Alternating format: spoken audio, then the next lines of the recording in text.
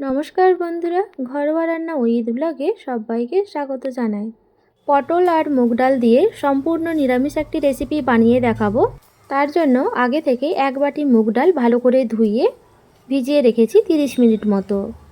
মুগ ডাল সেদ্ধ করার জন্য এখানে প্রেসার কুকারের মধ্যে মুগ ডাল দিয়ে দিচ্ছি। আপনারা চাইলে কড়াইয়ের মধ্যে কিংবা কোনো একটা পাত্রের মধ্যে মুগ ডাল সেদ্ধ করে নিতে পারেন। আর এর মধ্যে দিয়ে দিচ্ছি স্বাদ অনুযায়ী লবণ, সামান্য হলুদ গুঁড়ো আর তার সাথে পরিমাণ মতো জল। আর এখানে একটা গাজর সরু সরু করে কুচি করে নিয়েছি, সেটা এখানে দিয়ে দিলাম। দিয়ে দেওয়ার পর ডালের সাথে ভালো করে মিশিয়ে নেব। মিশিয়ে নেওয়ার পর প্রেসার কুকারের ঢাকনা লাগিয়ে দেব আর এটা 2টো সিটি দিয়ে সেদ্ধ করে নেব।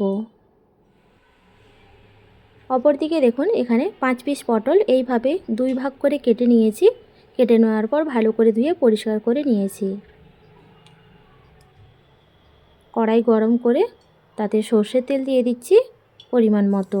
তেল হালকা গরম হয়ে গেলে এর মধ্যে লবণ আর হলুদ গুঁড়ো দিয়ে ভালো করে নাড়াচাড়া করে নিচ্ছি আর কড়ার চারপাশে লাগিয়ে দিচ্ছি। ভালো করে লাগিয়ে দেওয়ার পর এর মধ্যে কেটে ধুয়ে রাখা পটলের টুকরোগুলো দিয়ে দিলাম। দিয়ে দেওয়ার পর ভালো করে নাড়াচাড়া করে নেব। মিডিয়াম ফ্লেমে পটলগুলো ভেজে নিতে হবে। আজকের রেসিপিটি আপনাদের কাছে ভালো লাগলে অবশ্যই একটা লাইক দিয়ে কমেন্টে জানাবেন। এই পর্যায়ে দেখুন, পটলগুলো ভাজা হয়ে গেলে এগুলো এবার তেল থেকে ছেঁকে তুলে নেব। কড়াইয়ের মধ্যে যেইটুকু তেল রয়েছে তাতেই আমি রান্নাটা করে নেব। তার জন্য সবার প্রথমে দিয়ে দিলাম গরম মশলা ফোড়ন, এলাচ, দারুচিনি আর তার সাথে 1 চা চামচ গোটা জিরা, 1 চা চামচ গোটা সর্ষে দিয়ে দেওয়ার পর কিছুক্ষণ ভেজে নেওয়ার পর এর মধ্যে একটা টমেটো কুচি দিয়ে দিলাম আর তার সাথে স্বাদ অনুযায়ী লবণ দিয়ে কিছুক্ষণ নাড়াচাড়া করে নেব। এতে করে টমেটো নরম হয়ে আসবে।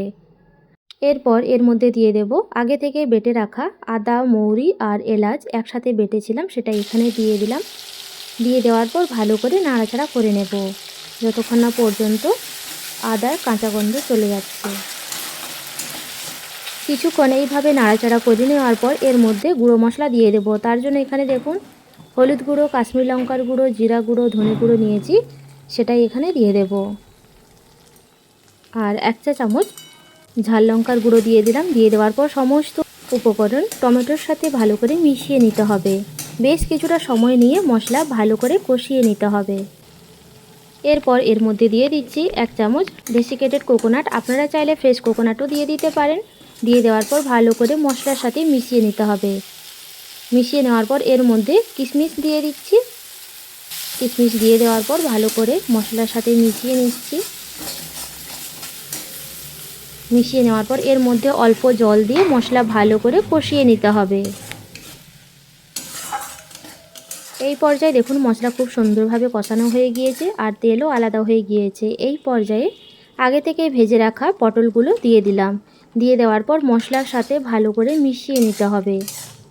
মিডিয়াম ফ্লেমে পটলগুলো মশলার সাথে খুব ভালোভাবে কষিয়ে নিতে হবে। কিছুটা সময় নিয়ে পটল খুব ভালোভাবে কষিয়ে নেওয়া হয়ে গেলে এর মধ্যে জল দিয়ে দিচ্ছি। জল দিয়ে দেওয়ার পর আবারও ভালো করে নাড়াচাড়া করে নেব। একদম লো ফ্লেমে এটাকে ঢাকা দিয়ে রাখবো 3 থেকে 4 মিনিটের জন্য। 3 থেকে 4 মিনিট পর ঢাকনা সরিয়ে দিচ্ছি। সরিয়ে দেওয়ার পর আবারও ভালো করে নাড়াচাড়া করে নেব। এই পর্যায়ে পটল অনেকটাই নরম হয়ে গিয়েছে। নিরামিষের দিনে আপনারা এই রেসিপিটি একবার হলেও বানিয়ে দেখবেন। আশা করি আপনাদের অনেক ভালো লাগবে। ভালো করে মিশিয়ে নেওয়ার পর গ্যাসের ফ্লেম একদম লোতে রাখবো। আর অপরদিকে দেখুন, মুগ ডাল সেদ্ধ হয়ে গেছে। প্রেসার কুকারের ঢাকনা সরিয়ে দিচ্ছি। সেদ্ধ করা মুগ ডাল পটলের মধ্যে দিয়ে দেব। দিয়ে দেওয়ার পর পটলের সাথে মুগ ডাল ভালো করে মিশিয়ে নিতে হবে।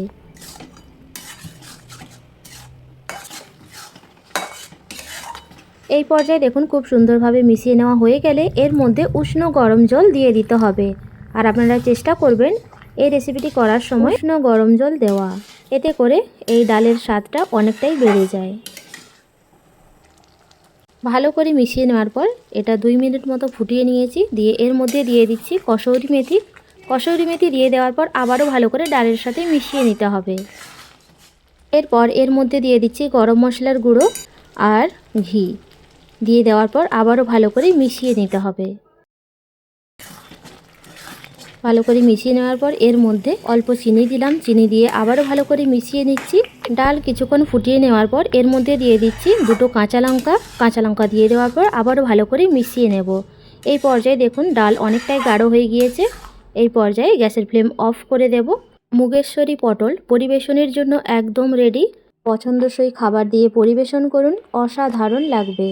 মুগেশ্বরী পটল রেসিপিটি বানানোর জন্য খুব একটা বেশি সময় লাগে না, তা আপনারা দেখে বুঝতেই পারছেন। আর রেসিপিটি কতটা লোভনীয় হয়েছে তা আপনারা দেখে বুঝতেই পারছেন। আজকের রেসিপিটি আপনাদের কাছে ভালো লাগলে অবশ্যই একটা লাইক দিয়ে কমেন্টে জানাবেন। আজ তাহলে এই পর্যন্ত, দেখা হবে নতুন একটা রেসিপি নিয়ে। সবাই ভালো থাকবেন, সুস্থ থাকবেন।